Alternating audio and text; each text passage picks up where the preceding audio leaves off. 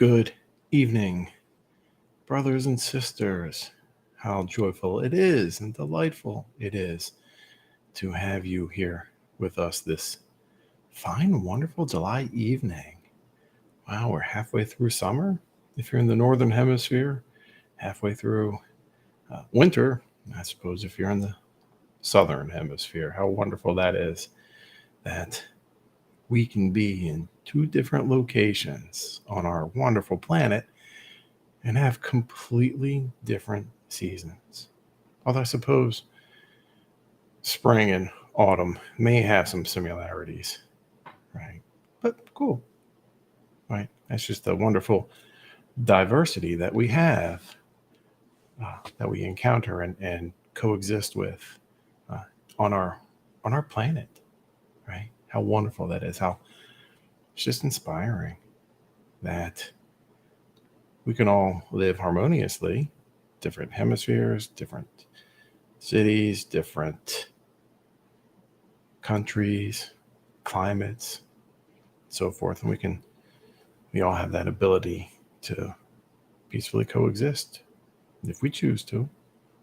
And that's what we'll be talking about this evening: diversity, equity, and inclusion with a Buddhist perspective. And so, again, welcome and thank you. Today is July 24th, 2023. It's a little after 6 p.m. here in the Central Time Zone.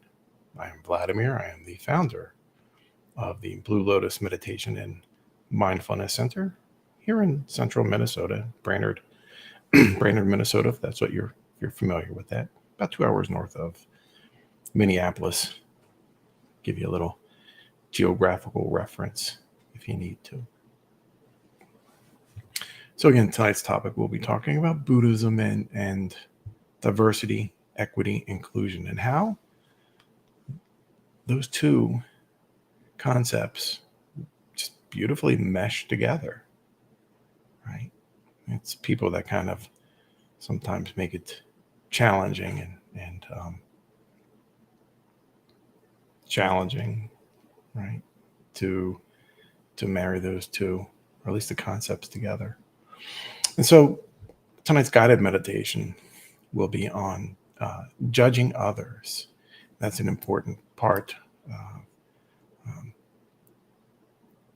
A lot of the strife, a lot of the suffering that we experience, and sometimes that we project on others, is because of judgment. So this guided meditation will help us become not so judgmental, I hope, right? Like with all things, right? It takes practice and bodhicitta, right? We have to have our awakened mind, or at least start on that path. And so go ahead and close your eyes, get yourself into that nice, comfortable position.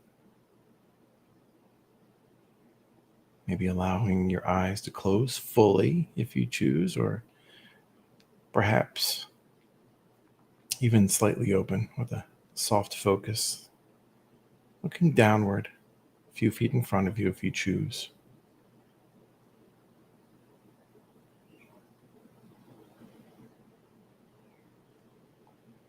Breathe in. Pause.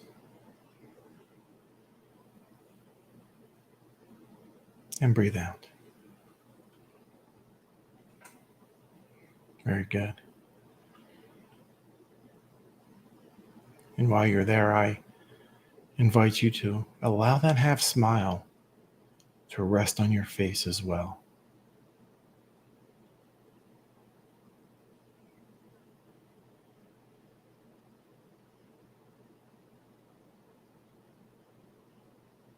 Allow your spine to lift and your shoulders to soften as you continue settling in.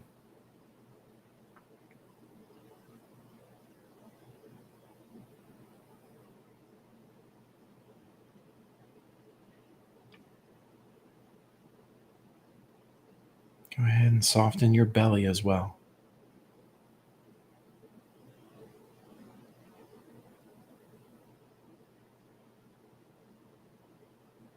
Breathe in.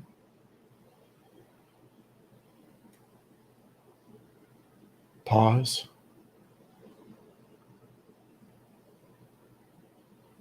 And breathe out.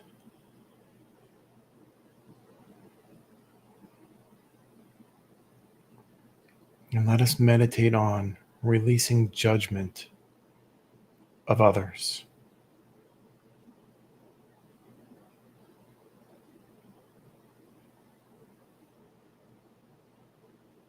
And as you sit there, go ahead and recall a time when you made a judgment about someone else.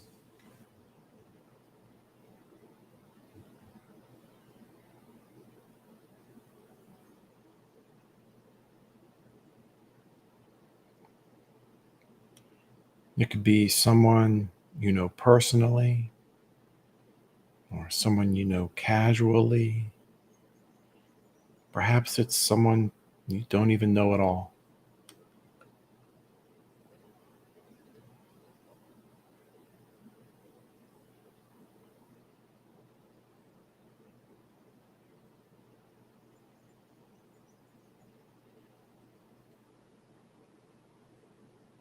Maybe this event was water cooler talk,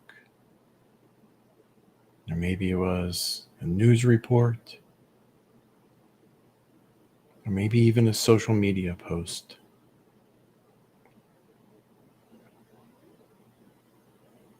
The important thing is to recall what you thought of this person.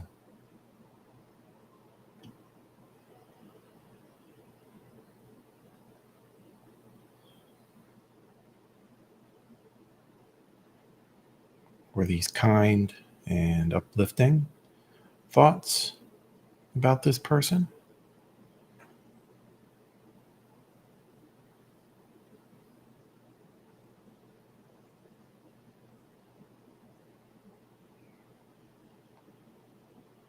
Were they negative or sarcastic?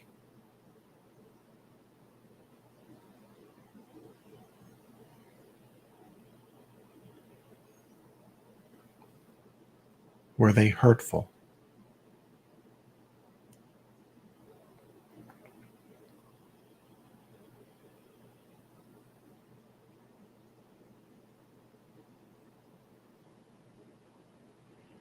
Doesn't matter if this person heard these thoughts from you or not.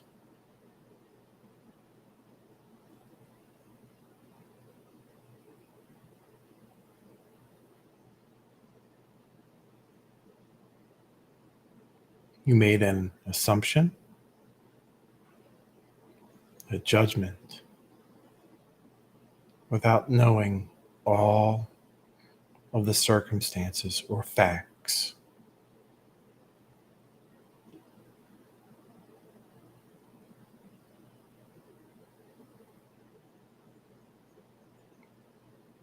Breathe in.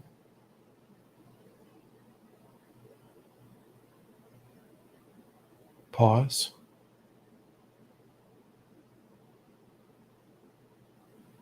And breathe out.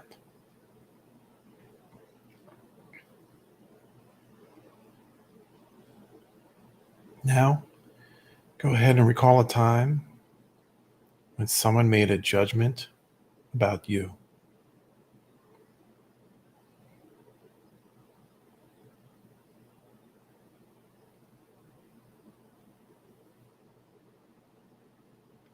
Perhaps you left work early to attend a doctor's appointment.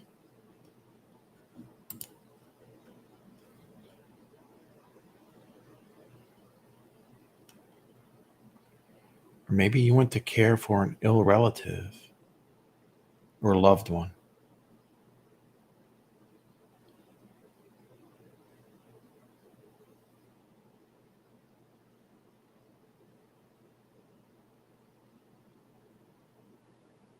Think about how you felt when you heard what others said about you.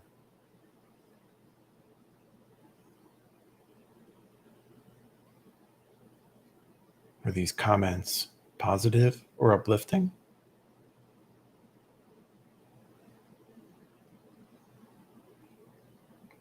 Or were they hurtful and untrue?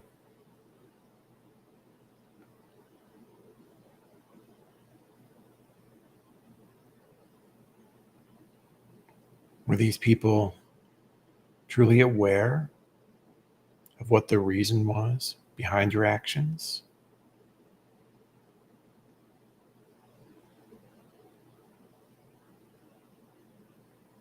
No. A judgment was made based on an unknown reason.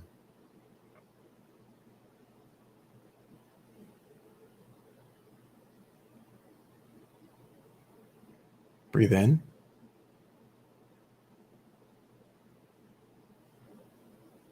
Pause. And breathe out.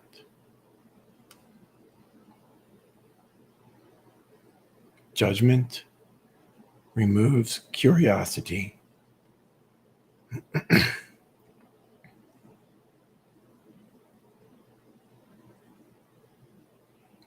Judgment removes compassion.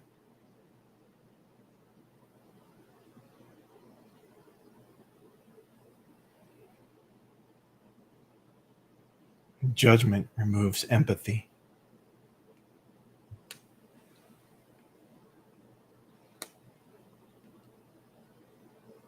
When we recognize that a negative judgment is beginning to arise within our mind,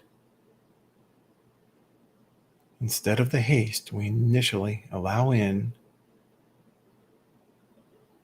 instead, we begin to allow curiosity to bloom.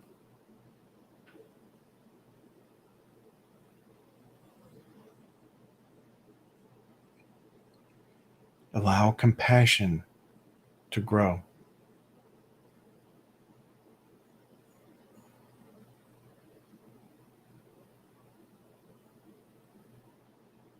Invite empathy within.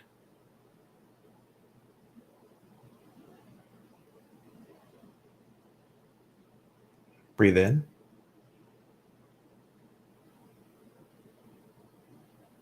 Pause. And breathe out.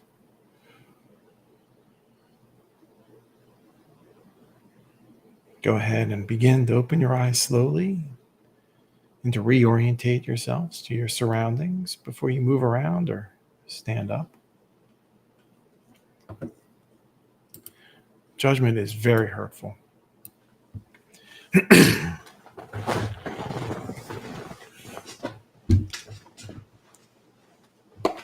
It's very, very hurtful to ourselves and to our communities and society and to our own well-being as well.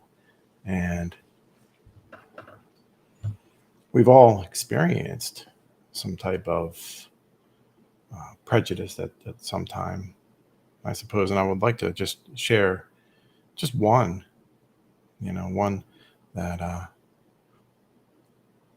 I experienced, and it wouldn't know if it was too significant compared to maybe what some others were, and I didn't know about it until later on. But it was when I was applying to graduate school, and I guess all the committee professors were looking at, who's in the pool of applicants, who's made it, to this round or whatnot. And they ended up looking at my name, right? Not typically a name that you would, Vladimir, right? As you can see, Vladimir Zivkovic, as you can see on, where it's posted everywhere on the website. Doesn't really sound, a typical American name, right? And so no professor, they were going to pass on me. No professor said, we're not going to work with him. We don't want him, to come here. And it took one professor to kind of notice, because they thought I didn't speak English. And so, we're not gonna work with him. He doesn't speak English. And it literally took one professor who went beyond, who dug in a little bit deeper to my application and said, he speaks English. He was born in Ohio, right? I was born in Ohio. And so they're like, oh, okay, all right, cool. And so, I'm sure events like that, happen everywhere, and so certainly I can try to be mindful of when I make my actions and so forth, so I can be supportive. But what is DEI? We often we hear big commentary, or a lot of commentary on DEI: diversity, equity, and inclusion. So to each one of those terms mean, and then we'll apply it to Buddhism. So diversity, simply put, is just variety, right? You can have a diversity of anything: diversity of foods, diversity of chemicals, diversity of books, of interests. But for our purposes, we're going to narrow that down to the more human aspect, right? Different races, ethnicities, socioeconomic backgrounds, sexual identification, political standpoints, viewpoints, and so on. The list is endless for our purpose of what diversity is. Equity, it's not the same as equality. Equality is people starting off on the same position, right? And that sounds all good, right? Everybody starts off at a same level in our societies, or we would hope so, right? But that's not always the case. Some people may have a little bit more means, some may have less. And so we may consider equality being important, but equity is just as important as well. Because the people who are below, or maybe even above, right? Some people have an advantage, some have a disadvantage. And so equity allows everybody a position at the table, with their viewpoints being heard, or with the help that they need, or the resources that they need to achieve what it is that they set out to achieve. And I'll give you an example. Think back when you were in elementary school or so forth, maybe even high school, back in grade school, one way or the other. Maybe there was a student, a friend of yours, maybe it wasn't as much as wasn't very proficient, in one of their classes, and they needed extra help just to perform where maybe you were, right? So maybe the teacher did not spend as much time with you, and they spent a little extra time with this other student. That's what equity is, right? Everybody goes into the class the same, but people need different resources and different levels of resources, so they can all perform in a way that's satisfactory and eases suffering. And in inclusion, no one's left out, right? Or excluded from participating, right? In whatever those activities are, whatever those, as resulting from those diversity standpoints we mentioned earlier. So no one is left out. Everyone has a seat at the table. Everyone gets to hear. And that's so important, right? It's such an important concept. We're all different. There are 8 billion of us, and everyone's a little bit different. And that's okay. So how does Buddhism support and nurture DEI, or diversity, equity, and inclusion? And let's consider what is the purpose of Buddhism. So think about that. That's something that we've talked about quite a few times, the purpose of Buddhism.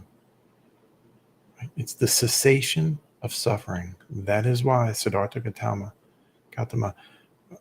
left the palace and began his search for the cessation of suffering. That is the purpose. That is the meaning behind Buddhism. And after Buddha Siddhartha became the Buddha, right? It was revealed the Four Noble Truths. Well, particularly, what we'll kind of talk about a little bit here is the second noble truth, the cessation of suffering. That is the important aspect. That is where, again, that's the purpose of Buddhism, the cessation of suffering. But let's take a look at that a little bit deeper. What is the cause of suffering? Right? The three poisons. Again, something that we've mentioned before. Attachment, right? Not wanting to let go to whatever the experience is, or the thought, or the action, or the circumstance, or the condition, wanting to hold on to something longer than we need to. Aversion is the second poison. Right? We avoid displeasurable or discomfort. And the third is ignorance.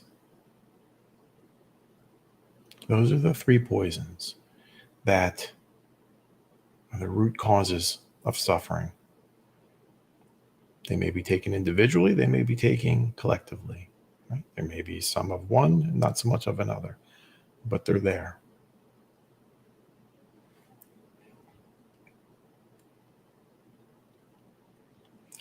So how did the Buddha handle his own aspects, his own conditions of handling or being inclusive? And let's think about the time when the Buddha existed and the location. So 2,500 years ago, right, in India, there were castes of people, right? From the lower castes all the way up to the Brahmins, right? The untouchables all the way to the Brahmin class. Buddha, at this time, got away with that, did away with all of the castes. Everyone was welcome in the Sangha, from the untouchable to the Brahmin, to the warrior. Didn't matter. Didn't matter what your station was or is in life. You can join the Sangha. You can join that loving, supportive community. That was one example. And that was a radical divergence from the norm in those times. But he didn't stop there. No, nuns. There were Buddhist nuns. Allowing women to enter the Sangha was another radical concept of inclusion. Something not heard of 2,500 years ago. These concepts of diversity, equity, and inclusion began. No one was turned away from the Dharma. Kind of makes me a little bit sad. No one was turned away. Not sad, but joyful. So those tears of joy. And so why is this important? Why is this inclusion of all these walks of people important?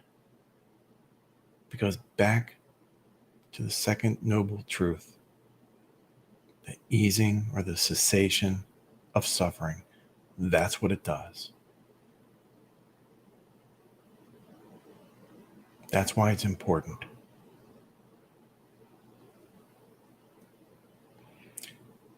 And so why is there resistance? Why is there resistance to these measures, to this inclusion of diverse people and providing the necessary resources for everyone?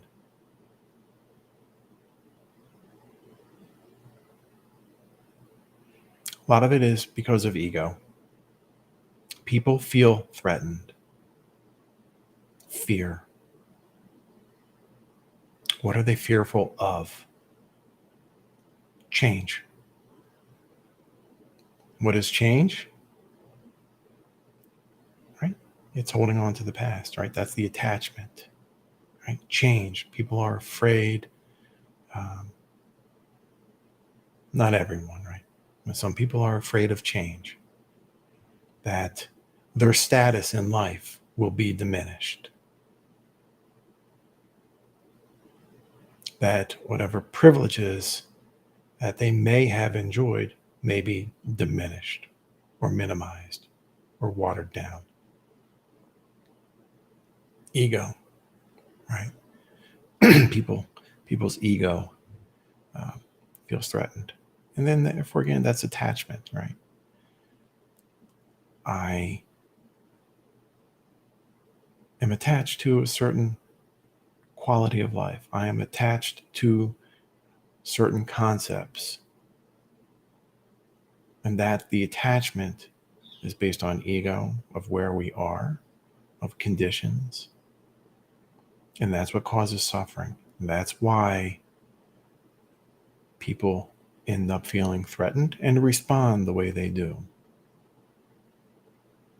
being hurtful, dismissive of others. And diversity and equity and inclusion is important because no one is left out. That's the inclusion part.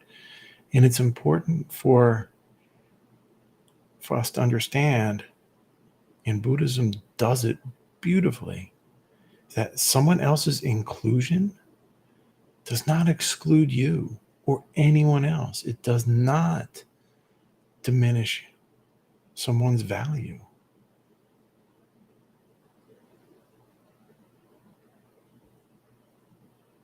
That's why diversity and equity and inclusion are so well ingrained or a part of Buddhism.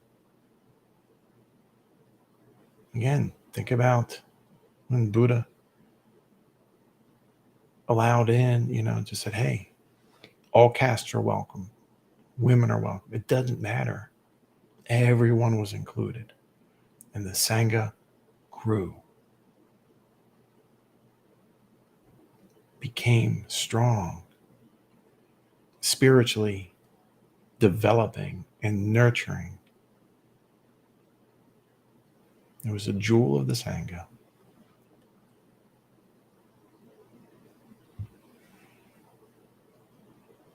And so DEI initiatives, right? They support empathy, towards others and yourself.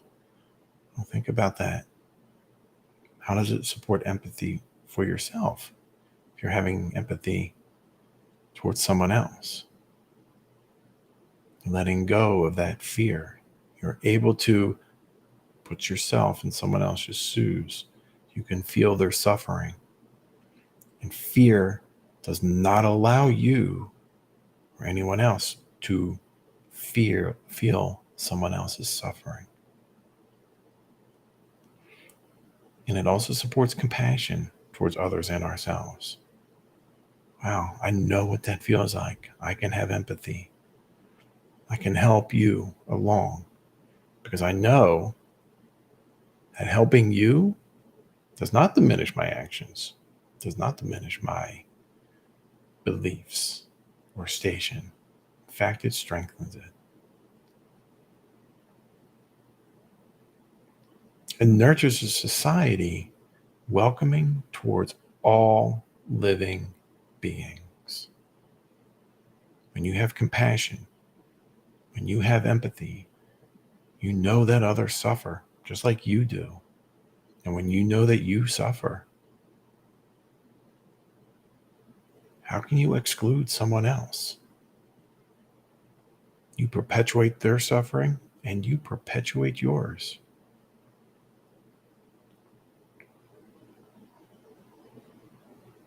Inclusion is very important. It supports overall our mental well-being. When we are compassionate, when we have empathy, we have joy in our mind, in our hearts, right?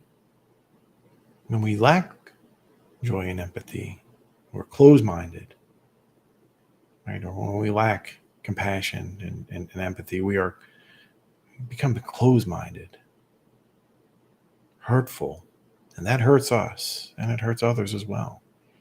So when we are open-minded with compassion and empathy, we're able to be joyful in others' successes as well as ours, because their success is our success. Our success is theirs as well. And that it fosters and nurtures hope. Hope is very important. Hope is something that is desperately needed in these times. I remember back in the 70s, it was a very hopeful time. Very hopeful time. Society was changing for the better. We had a lot to look forward to. Now, sometimes it seems maybe not so much.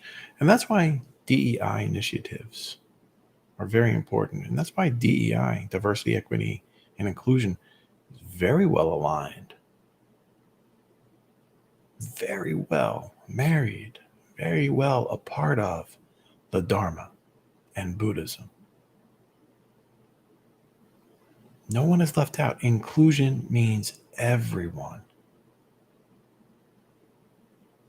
Everyone.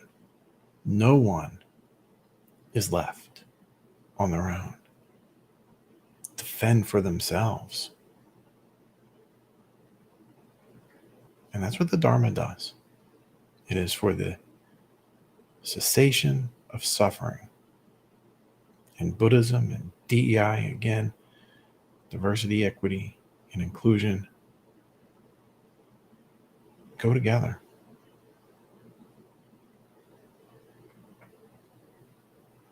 Well, let me know what you think in the comments below. This is a very important topic in our world today. So I would be very much interested in hearing from you. So you're warmly invited to put your comments below. Absolutely. And our next event, our next Dharma talk in 2 weeks on August 7th, churning your butter. What is that about? You'll have to find out. Tune in and find out. Churning your butter. Some of you may know. It's from a poem. I'll give you that. Yeah, give you that. It's from a little poem. Our next live event on the 30th, right? July 30th, we have our mindfulness and meditation retreat coming up. Our weekly events. We have all these wonderful free sanghas for everyone to join who need to. Our healing sangha, our veteran sangha, new beginnings, rainbow, welcoming, and our teen sangha. Support is desperate, needed for a lot of individuals, and we are so grateful to freely provide that. With that, my friends, I wish you all a wonderful night, wonderful afternoon, wonderful evening. And I wish you all peace, ease, and well-being. And in 2 weeks, we shall see you again for our additional talk. But you're always welcome to contact us anytime you need to. We are here to help and support you in your mindfulness and your Dharma journey. Take care, my friends.